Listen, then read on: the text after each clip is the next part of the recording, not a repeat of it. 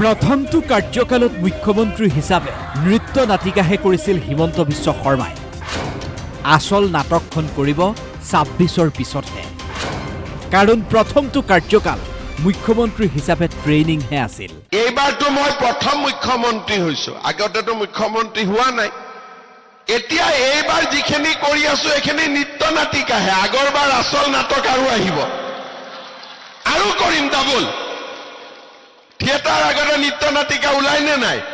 গতিকে প্ৰথমবাৰটো ট্ৰেইনিং লাগে নহয়, গতিকে এইখিনি নৃত্য নাটিকা আছিলে।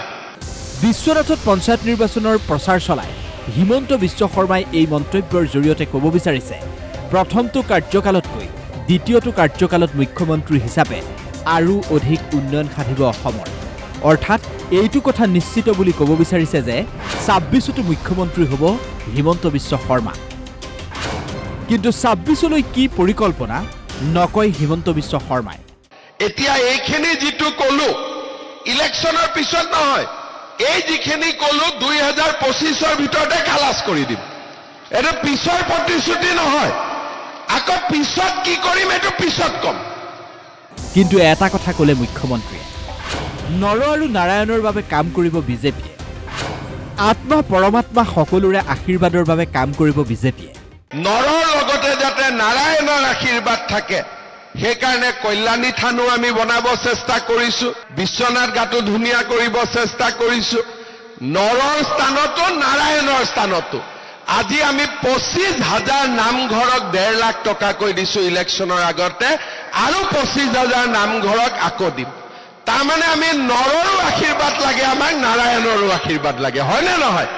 আমি নৰ আৰু নাৰায়ণ এই দুইটাৰ কাৰণে কাম কৰিছো, যাতে নৰ আৰু নাৰায়ণৰ আশীৰ্বাদত আমি অসমখনক ভাৰতৰ সৰ্বশ্ৰেষ্ঠ ৰাজ্য হিচাপে আমি লৈ যাব পাৰোঁ। কংগ্ৰেছক কিয় ভোট দিব নালাগে আৰু বিজেপিক কিয় ভোট দিব লাগে তাৰো ব্যাখ্যা আগবঢ়ালে মুখ্যমন্ত্ৰীয়ে। কংগ্ৰেছী নেতাই গাড়ী লৈছিল নিযুক্তি কেলেংকাৰী কৰি, বিজেপিয়ে চাকৰি দি তামোল এখনো খোৱা নাই।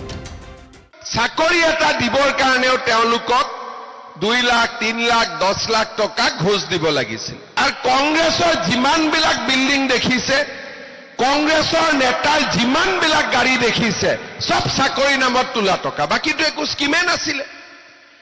আজি আপোনালোকে চিন্তা কৰক, বিজেপি চৰকাৰৰ দিনত ১.৫ লাখ চৰকাৰী চাকৰি আমি দিছো।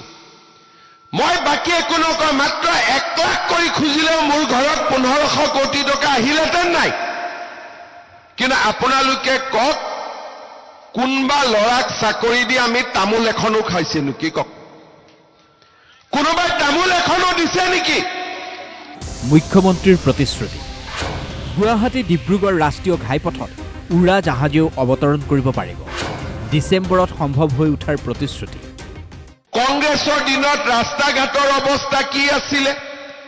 আজি এতিয়া মই হলঙিত নামিলো, বোলে বিশ্বনাথত মিটিং আছে, বল তেজপুৰত মিটিং আছে, কিমান দেৰি লাগে সুধিছো, বোলে ইয়াৰ পৰা ৪৫ মিনিট সময় লাগিব।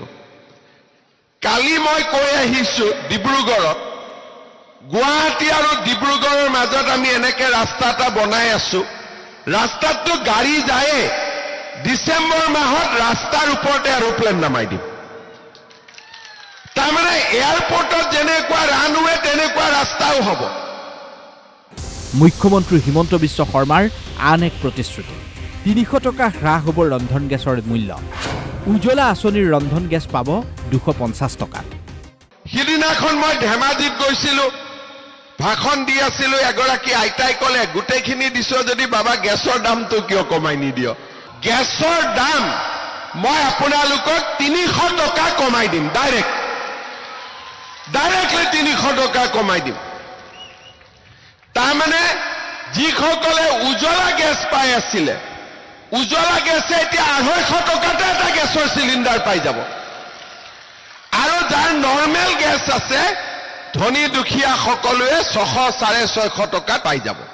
বহু বিতৰ্ক হোৱাৰ পিছত বিশ্বনাথত কংগ্ৰেছক আকৌ হিমন্ত বিশ্ব শৰ্মাৰ আহ্বান, কংগ্ৰেছে সলাই লওক দলীয় চিহ্ন, হাতৰ পৰিৱৰ্তে লুঙিৰ চিহ্নত নিৰ্বাচন খেলিবলৈ কংগ্ৰেছক আকৌ পৰামৰ্শ দিলে মুখ্যমন্ত্ৰীয়ে। এতিয়া মই মাজে মাজে কংগ্ৰেছক কওঁ, যে আপোনালোকে হাতৰ চিনটো বাদ দিয়ক, লুঙিৰ চিনত ইলেকশ্যন উঠি দিয়ক।